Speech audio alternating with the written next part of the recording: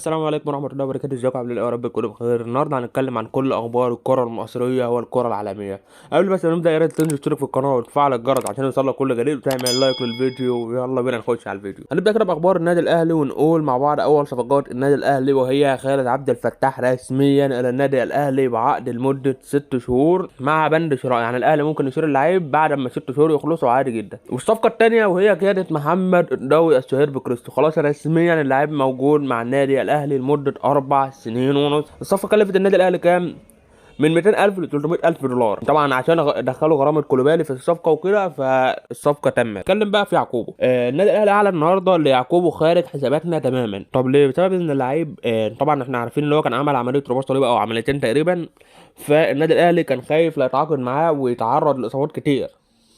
فده طبعا كان صح جدا اللي احنا ندقق في كل لعيب هنجيبه، هل هيجي له اصابات كتير زي بيرسي تاو مثلا، ولا النظام هيبقى عامل ازاي. النادي الاهلي بعت عرض امبارح او النهارده اللي هياخد اللعيب اعاره لمده 6 شهور مع تفعيل بند الشراء. النادي البرتغالي قال له تمام، بس هتدفع 1,500,000 دولار في الاعاره، اللي هو مبلغ كبير في اعاره لعيب 6 شهور. 1,500,000 دولار زائد ان هتدفع كمان 1,000,000 دولار في حال تفعيل بند الشراء. طبعا النادي الاهلي رفض، قال لك ده مبلغ كبير في لعيب هنجيبه 6 شهور وخلاص. اللعيب هيرجع للبرتغال خلال الساعات القادمه. دي كده صفقة يعقوبو، والاهلي اعلن النهارده اللي خلاص خارج حساباتنا تماما. دي كده قصة يعقوبو. ننتقل بقى الى مروان عطية. لحد اللحظة دي الاهلي لسه ما اعلنش عن صفقة مروان عطية، لكن ممكن طبعا بالليل الاهلي يعلن صفقة انتقال مروان عطية للاهلي عادي جدا، زي خالد عبد الفتاح وزي كريستو. واحنا منتظرين لسه بقية الصفقات. طب هل النادي الاهلي هيتعاقد مع اللاعب ده بس؟ لا، طالما فشل صفقة يعقوبو هيتعاقد الاهلي مع كمان 3 لاعبين او لاعبين او 3، وبنسبه كبيره هيبقى فيهم 2 اجانب، وكمان هيكون في لاعب او لاعبين مصريين. والاهلي بدا النهارده تدريباته استعدادا لمباراه المصري يوم الخميس القادم. ده كده كل اخبار النادي الاهلي. ننتقل بقى الى اخبار نادي الزمالك. الزمالك اعلن امبارح رسميا عوده اسماعيل يوسف لمنصب مدير الفني لنادي الزمالك. نتكلم بقى كده بخصوص صفقات نادي الزمالك. هنبدا كده الاول بموضوع محمود شبانه. طبعا احنا عارفين ان الزمالك عاوز دفاع. محمود شبانه هو الاقرب لعوده لنادي الزمالك.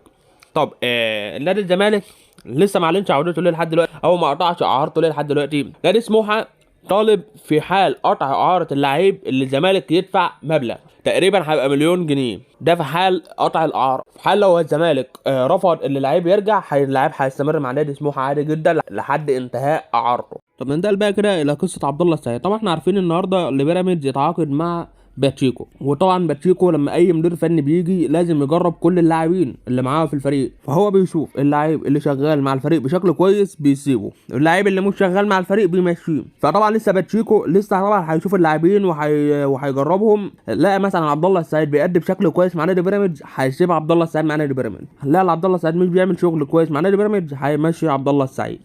ده كده قصه موضوع عبد الله السعيد. لكن لحد اللحظه دي الزمالك لسه ما اعلنش التعاقد مع عبد الله السعيد. دي كده قصه عبد الله السعيد. نخش بقى نتكلم في موضوع سامسون وابراهيم انداي. طبعا احنا كنا قلنا في الفيديوهات اللي فاتت ان فيريرا مش مقتنع باللاعبين دول وعاوز يمشيهم ويجيب مكانهم لاعبين اجانب كويسين. فطبعا ابراهيم انداي عنده اصابه، ولحد اللحظه دي محدش عارف هو هيرجع امتى. وسامسون بيقدم اداء سيء جدا مع نادي الزمالك.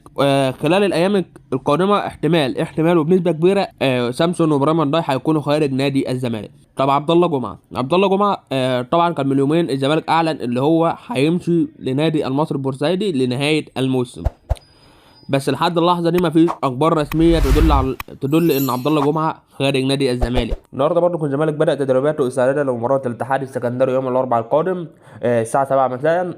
والزمالك اعلن اصابه احمد السيد زيزو وغيابه عن مران اليوم، وبنسبه كبيره احمد السيد زيزو مش هيلعب مباراه الاتحاد السكندري. وبرضه غاب احمد ابو الفتوح النهارده عن التدريبات لاسباب مجهوله، وبكده احمد ابو الفتوح مش هيلعب مباراه الاتحاد يوم الاربعاء القادم.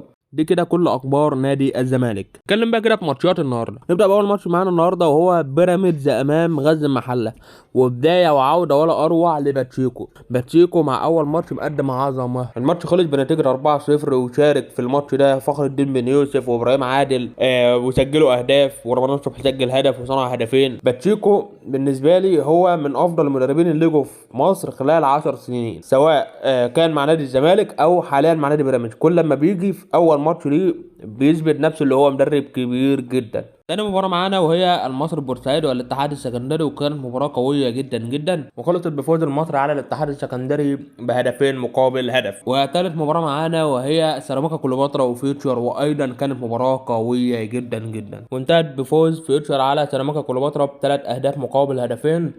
وميدو جابر لاعب سيراميكا كليوباترا سجل اسرع هدف حاليا في الدوري المصري في الثانيه 42.